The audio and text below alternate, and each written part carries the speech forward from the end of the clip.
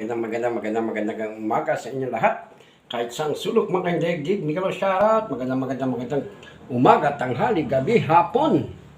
Kahit saan sulok mga daigdig, Miguel Sharat. Nandito tayo ngayon at may panibago na naman tayong tinibag guys. May panibago na naman kasi hindi mapakali yung ating client kasi nga ito tulad yan. Ito yung binakbak ko na yung wall ng CR guys kasi nga ayaw nga ipabakbak yung flooring kasi sayang yung mga magagandang tiles dyan. Tapos nung mga nakaraang araw o linggo ay yun, nagbakbak tayo doon at saka banda doon.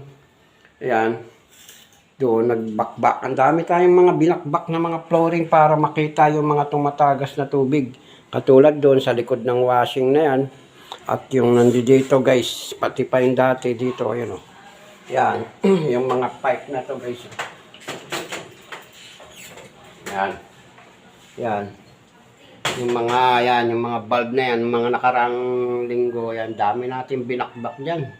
Yan yung puti yung nakikitang tubo na yan guys, yung mga puti, yan yung bago na nag-repipe na ako. Tapos, ngayong araw may panibago na naman tayong pinahanap sa atin kung saan yung linya nung papuntang third floor pinahanap sa atin ngayon.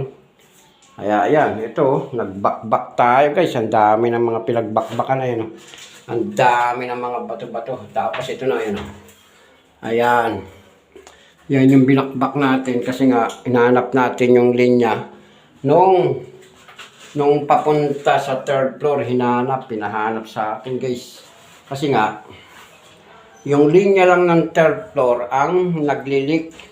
Kasi hanggang fourth floor tong bahay na to, hanggang fourth floor tong unit na ito. Yan, hanggang fourth floor. Tapos, nung magte-testing na, siyempre noon, nakaraan, pinapalitan nila yung bagong pump na nandoon na digital na yung pinalit.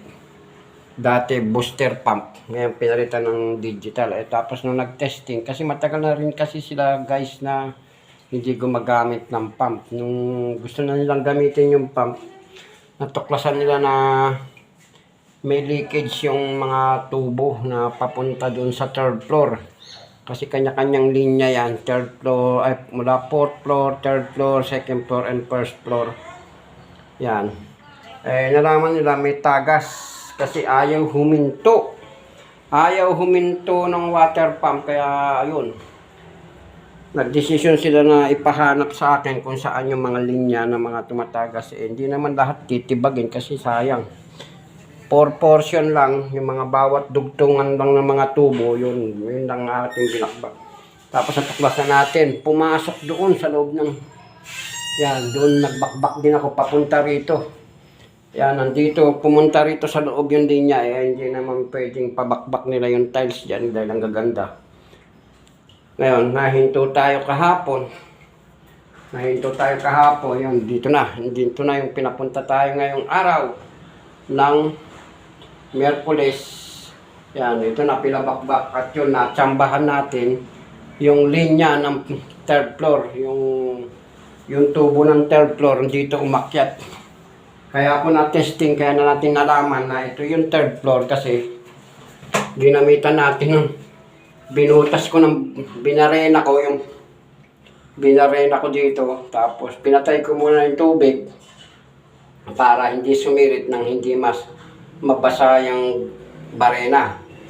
Yan, nung sumirit dito, tapos saka namin binuksan yung tubig. Siyempre yung sirit na yung galing yun doon sa taas. Tapos nung binuksan ni Sir yung tubig, yun, lumakas yung tagas dito. Yun, natsambahan natin kung ito nga pala yun. Ito na yung linya ng third floor. Tapos ngayon, siyempre habang inaantay natin si Sir, bumili ng pandudugtong natin doon para matesting ulit. Kasi nga,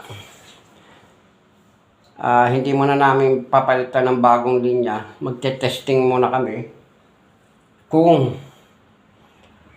may problema pa rin yung third floor or dito nang gagaling siya nakabaon sa lupa. Kaya kakabitan ko muna ng temporary na gate valve. Gate valve siya, temporary gate valve para pagka pinaandar yung pump. Pag pinaandar yung pump, tapos sabay isasara yung valve. Ito lang, gagamitan lang muna namin ng lumang gate valve. Kaya lang, wala tayong pandugtong habang inaantay natin si sir. Binakbak ko na yun para naka-ready na para maayos natin yung pagdugtong at puwersa. Kasi mahirap yung kakapraso na sisilsilin mo, mahirapan ka magdugtong guys. Ayan. Tapos ito, naka-ready na rin yung ating ilalagay na bagong tubo kung sakaling yung dito lang sa baba talaga yung may leak. Kasi nagdududa pa si sir. Baka pag nabago na namin tapos yung pala may problema pa sa taas. Diba sayang yung ikakabit namin ditong tubo. Yan. Bigalaw shoutout po sa lahat ng mga tumatangkilik sa aking channel at sa aking pagmumuka. Gwapo pa rin, diba guys? O, diba? Nagantaklob ako kasi nga bumababa ng ang haba na ng aking bangs. Grabe. Yan. Puti, blondie na nga eh. Yan, diba? At saka pang ano ko na rin to habang nagtitibag tayo ng chipping hammer. Pantakip na rin dito sa ilong. Ayan o. Ito yung ating equipment guys. Ayan o. Ayan, chipping hammer guys. Pantibag talaga to. Sa flooring, sa wall. Tapos ito yung barena guys. Ayan o. Ayan, diba? Ayan, yung ating mga tools na ginagamit para mapabilis ang ating trabaho. Yan, habang tayo nag-aantay, vlog muna tayo. Mag-vlog muna. Ayan, may shoutout. Dalawa na lang ngipin ko. Kakahiya.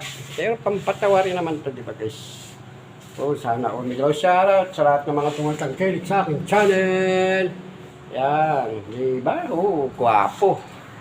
Diba? Gwapo pa rin tayo guys. Kaya maraming salamat sa inyong pagtangkilik sa aking channel.